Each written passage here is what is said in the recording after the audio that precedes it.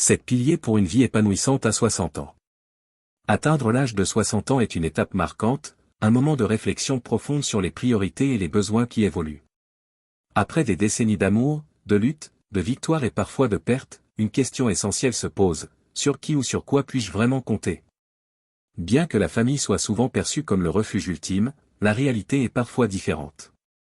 Les enfants grandissent, mènent leur propre vie, et même les relations les plus proches ne suffisent pas toujours à combler nos besoins émotionnels ou existentiels.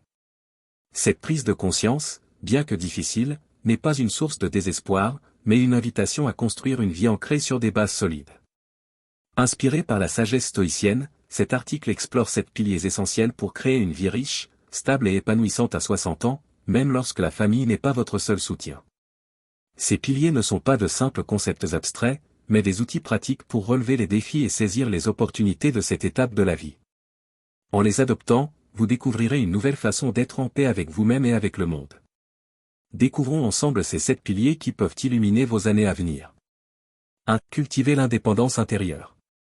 À 60 ans, l'un des plus grands défis est de ne plus dépendre des circonstances extérieures pour trouver un sentiment de sécurité ou de satisfaction. Selon les stoïciens, l'indépendance intérieure est la base d'une vie stable et heureuse.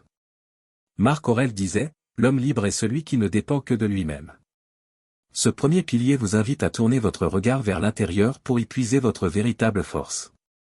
La dépendance émotionnelle ou matérielle envers autrui peut engendrer frustration, attente déçue et un sentiment d'impuissance. En cultivant l'indépendance intérieure, vous développez une résilience qui vous permet d'affronter les incertitudes de la vie. Cela ne signifie pas renoncer au lien avec les autres, mais apprendre à ne pas en faire le centre de votre équilibre. Exemple personnel, je me souviens d'une période où j'attendais beaucoup de reconnaissance de la part des autres. Chaque absence de validation me plongeait dans le doute, comme si ma valeur dépendait du regard extérieur. En apprenant à me valider moi-même, j'ai ressenti une liberté nouvelle, une force intérieure qui m'a libéré de ces attentes. Comment pratiquer? Prenez le temps de réfléchir à ce qui vous nourrit spirituellement et émotionnellement, méditation, lecture, ou moment de silence quotidien. Acceptez ce que vous ne pouvez pas contrôler. Comme le disait Marc Aurèle, ce qui trouble les hommes, ce ne sont pas les événements, mais le jugement qu'ils portent sur eux. Changez de perspective pour transformer les défis en opportunités de croissance. L'indépendance intérieure est votre refuge, une force inépuisable que rien ni personne ne peut vous enlever. C'est le socle sur lequel repose une vie épanouie. 2. Construire des relations authentiques. À 60 ans, la qualité des relations prime sur leur quantité. Ce deuxième pilier, inspiré par Sénèque qui affirmait que « la vraie richesse ne réside pas dans le nombre d'amis, mais dans la valeur de ceux qui restent », repose sur l'idée que des liens profonds et sincères sont plus précieux que de nombreuses relations superficielles. Les relations authentiques sont fondées sur la confiance, le respect mutuel et l'honnêteté. Un seul ami sincère peut apporter plus de réconfort qu'un cercle social rempli de convenances. À ce stade de la vie, il est essentiel de se recentrer sur les personnes qui enrichissent votre existence. Exemple personnel, lors d'une conversation mémorable avec un ami de longue date, nous avons partagé souvenirs, doutes et désaccords, mais toujours avec respect et bienveillance. Ce moment m'a fait réaliser que cette relation était un pilier de ma vie, un espace où je pouvais être pleinement moi-même.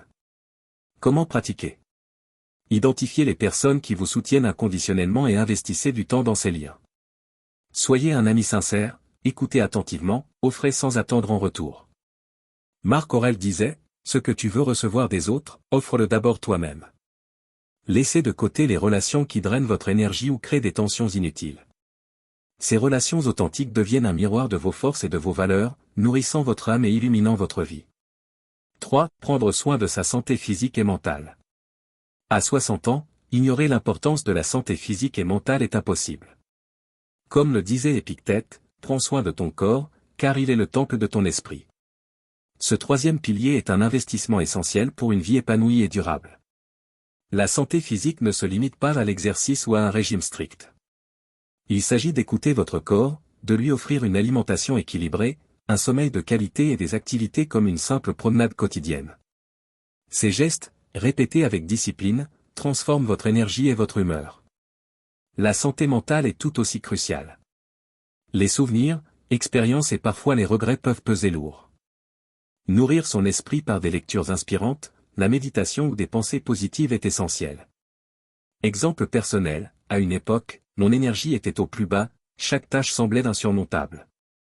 En intégrant des habitudes simples comme une routine matinale de respiration et de marche, j'ai retrouvé une clarté mentale et une vitalité que je croyais perdue. Comment pratiquer? Faites des bilans de santé réguliers pour prévenir plutôt que guérir. Adoptez des pratiques quotidiennes pour nourrir votre esprit, méditation, journal intime, moment de gratitude. Considérez votre corps et votre esprit comme un jardin, des soins constants les font s'épanouir. En prenant soin de votre santé, vous honorez la vie et vous offrez la capacité de profiter pleinement de chaque instant. 4. Trouvez un objectif qui motive. À 60 ans, beaucoup se demandent, que reste-t-il à accomplir? Ce quatrième pilier repose sur l'importance de trouver ou redéfinir un but qui vous anime. Sénèque disait, la vie est insupportable sans une direction claire. Un objectif, même modeste, donne un sens à vos journées. Cet objectif peut être de cultiver un jardin, transmettre un savoir, ou soutenir une cause qui vous tient à cœur. Ce qui compte, c'est qu'il résonne avec vos valeurs. Exemple personnel, un voisin retraité, démotivé, a retrouvé une joie de vivre en donnant des cours gratuits de mathématiques aux enfants du quartier. Ce simple acte a transformé sa vie et celle des autres. Comment pratiquer? Réfléchissez à vos passions, talents et compétences, comment peuvent-ils contribuer à quelque chose de plus grand? Fixez-vous un objectif, même petit, qui vous pousse à apprendre et à rester connecté au monde.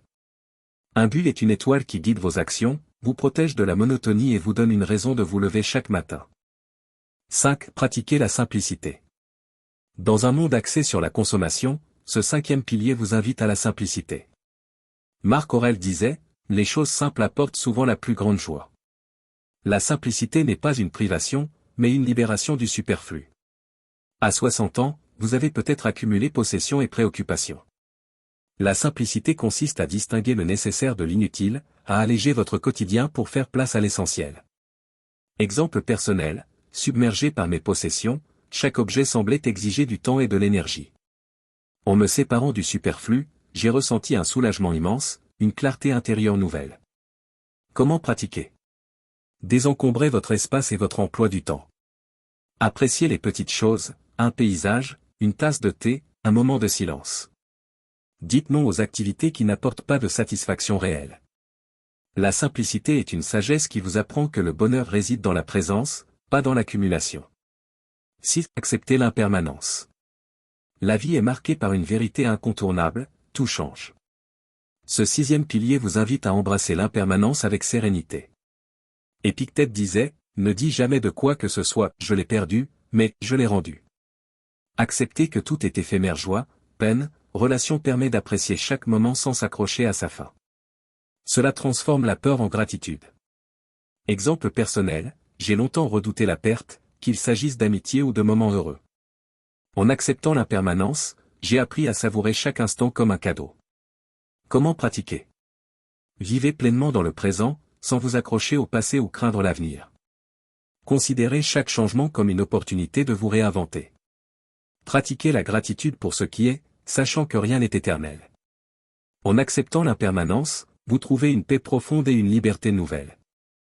7. Cultiver une paix intérieure durable. Le septième pilier, peut-être le plus fondamental, est la paix intérieure. Marc Aurèle affirmait, nulle part l'homme ne peut trouver un refuge plus calme qu'en son âme. À 60 ans, la sérénité devient une quête essentielle. La paix intérieure ne signifie pas l'absence de problèmes, mais la capacité à ne pas se laisser submerger. Elle naît de l'acceptation de soi et de la vie, imparfaite et imprévisible.